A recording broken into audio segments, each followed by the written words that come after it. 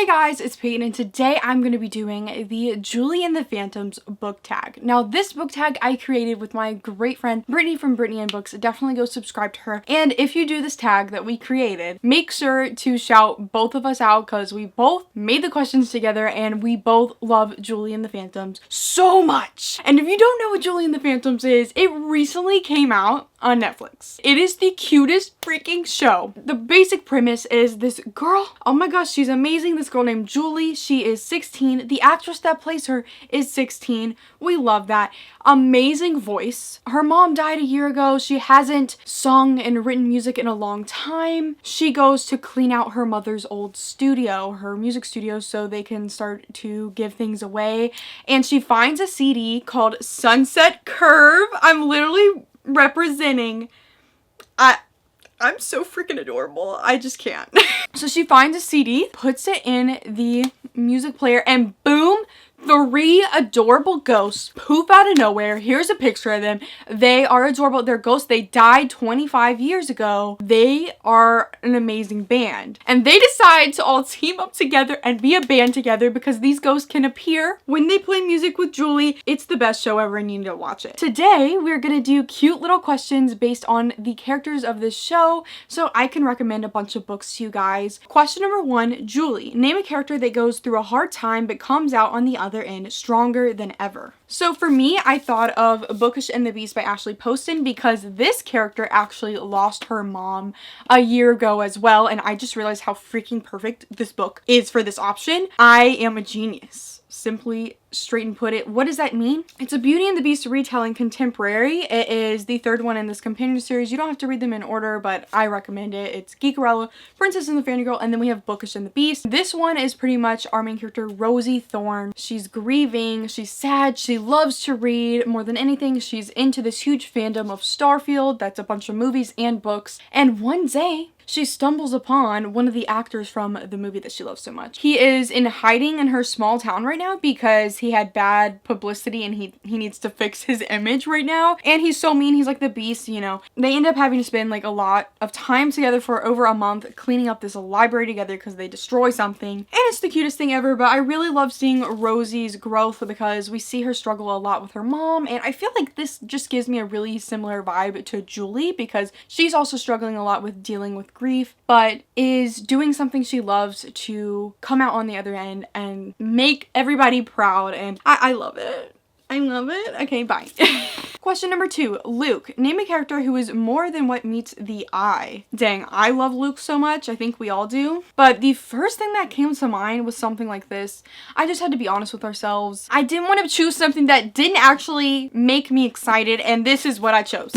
Finnick Odair, Catching Fire, The Hunger Games, Suzanne Collins, everything about it. Finnick Odair is definitely one of my favorite characters of all time. I read this trilogy when I first really got into reading, and he's really the first character that ended up surprising me. Like, he's not who you originally thought he was going to be.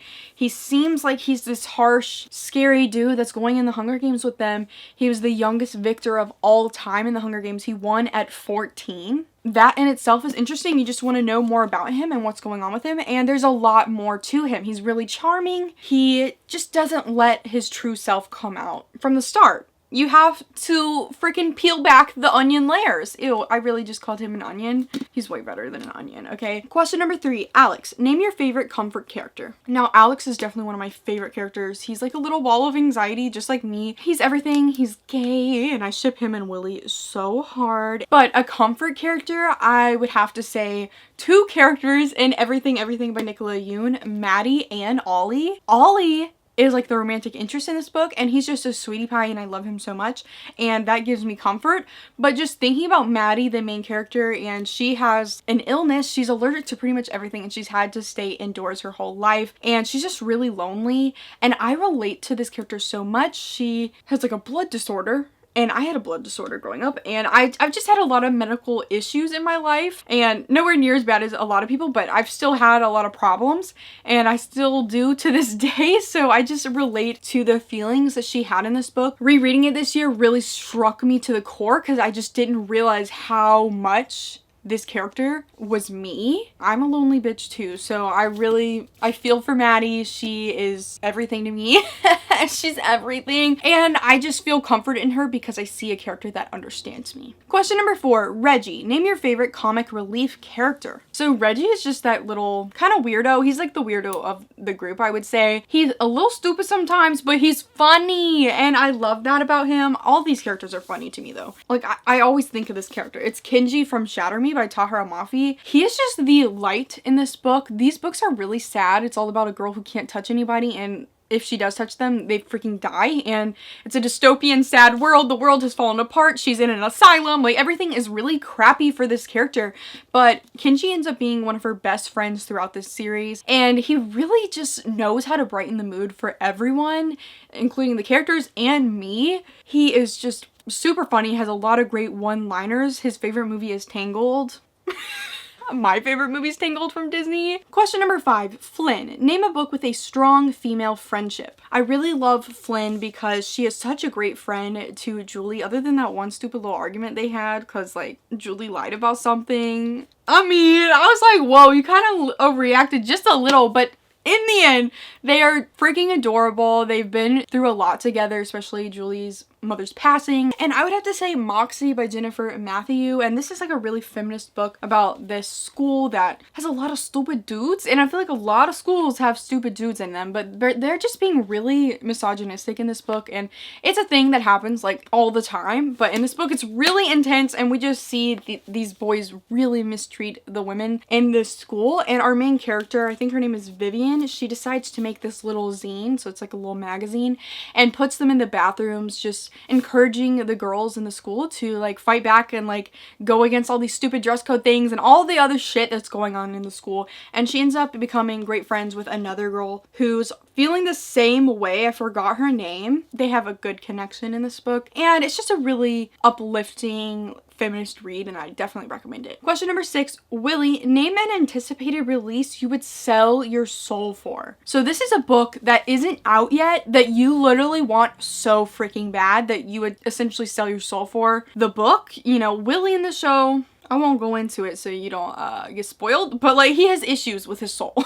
So the book for this is One Last Stop by Casey McQuiston, and she wrote Red, White, and Royal Blue, which is one of my favorite books of all time. I've only read it once, and that's just a disgrace. I really want to reread it, but I have a whole reading vlog of me reading that book, just gushing about it the whole time, if you want to watch that. But this book is going to be a female-female romance. The other one was a male-male romance, and I'm honestly more into female-female romances, and I'm always looking for one that just gives me everything, and I really want this book to give me everything. I need it, and I don't know too much about it. I know it has a time travel aspect, and I think maybe the train that these girls are riding, like somehow there's a time warp or something. Like I think it's crazy. It's a little bit of a twist on the world, maybe magical realism. I don't really know. I've actually requested the ARC, and they sent me a form to fill out, but I haven't heard back, and I really want the book. So I don't know if they're gonna email me or like just send it over without saying anything.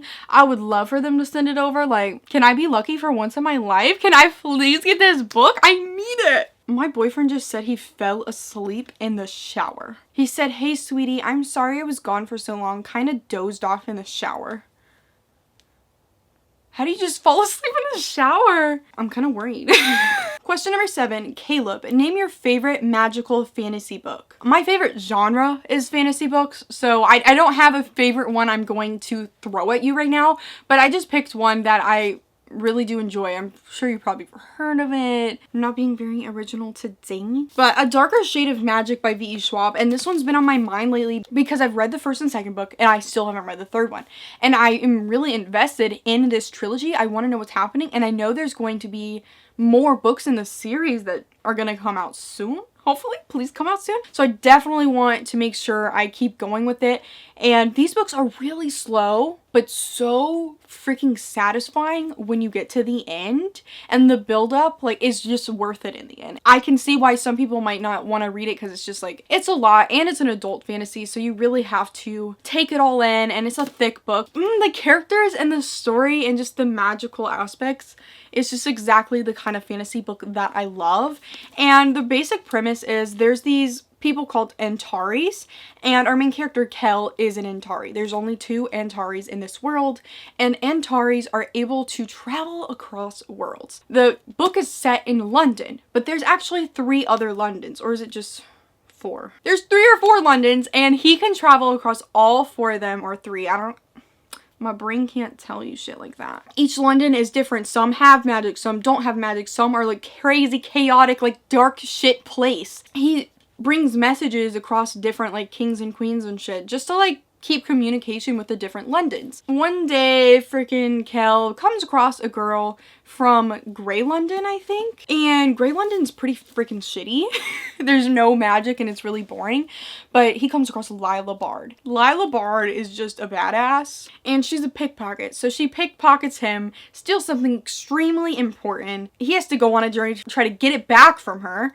And then once he does that, you know, they go on a crazy freaking journey together across worlds, and it's insane. Question number 8, Nick. Name a book you used to like but changed your mind about. For this, I have to say the Shadow Falls series by C.C. Hunter. Now, if you're like an OG Peyton Reed's viewer, which you're probably not because I doubt anybody is.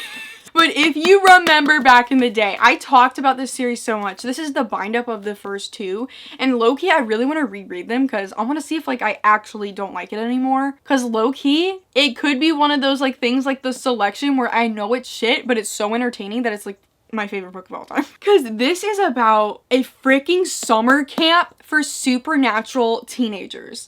And that concept in itself is so entertaining, so much fun. And our main character, Kylie, she doesn't know what supernatural being she is. And this camp is actually disguised as a camp for troubled beings. And she's sent there, I don't know if on purpose or what, but she has to discover what being she is, because there's something going on with her. She can see ghosts, and the ghost aspect is actually a lot of fun. It kind of related to Julie and the Phantoms. Loki, I want to reread this so bad. Like, I feel like I know it's trash now. I used to think it was like the greatest literature that has ever existed back when I read it in middle school, but now I know it sucks. But really, I want to reread it to fully figure out how shitty this is, because I recommended it to so many people. Some people read it and was like, Peyton, what the frick was this? And some people were like, Peyton, thank you for telling me about this book because it's so much fun. I may have discovered a freaking classic for paranormal romance shit. I'm just saying.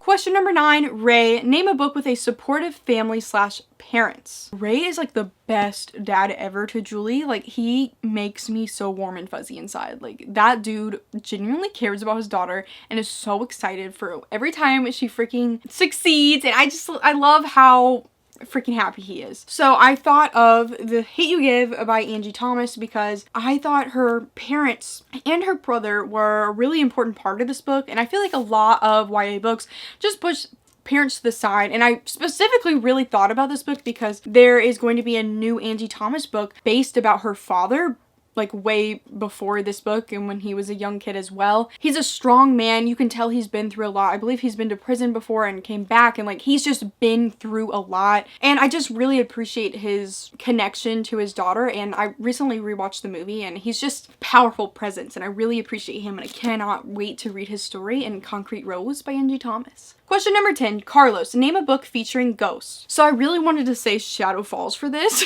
because it's all about a girl seeing ghosts. But I did recently read this book called Ghost Squad by Claribel A. Ortega. And this is a middle grade book just about these 2 girls that accidentally unleash a whole bunch of ghosts on their town. And they're like bad ghosts and they're doing bad things. But one of our characters, I think her name is Lucily, she actually has a whole family of ghosts. Like, they're fireflies in a jar, and when she lets them out, she can see them, and it's really cool concept. She's terrified of her ghost family dying because they're flickering out right now, and they're trying to save everything right now. It's actually gonna become a movie, and I feel like this would be such a fun movie. Like Halloween Town freaking vibes and shit like that. I just love freaking Disney Channel original movie Halloween Town movies. Like, they have the best Halloween movies, and I feel like this could give a similar vibe. Question number 11, Carrie. Name a book that always seems to have the spotlight on Booktube. So this is just a book, like, literally it always seems to be talked about. Like, whether you like it or not. It's everywhere. You can't escape this book. Six of Crows by Leigh Bardugo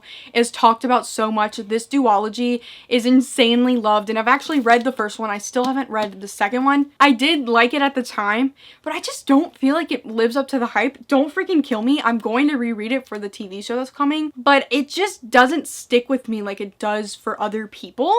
And maybe it will when I reread it and I finish the duology, but I really wasn't that into the original Grisha trilogy. It's just not that special to me. I can see why it is to other people. It's just, for me, it doesn't really give me everything like it does to everybody else. It's just all about a heist. It's a bunch of like a ragtag group of kids, not kids, I mean they're like teenagers or something, and they are trying to steal something huge. That's all I know. I literally read the book and I don't even know. That's all I know. Question number 12, Bobby/Trevor.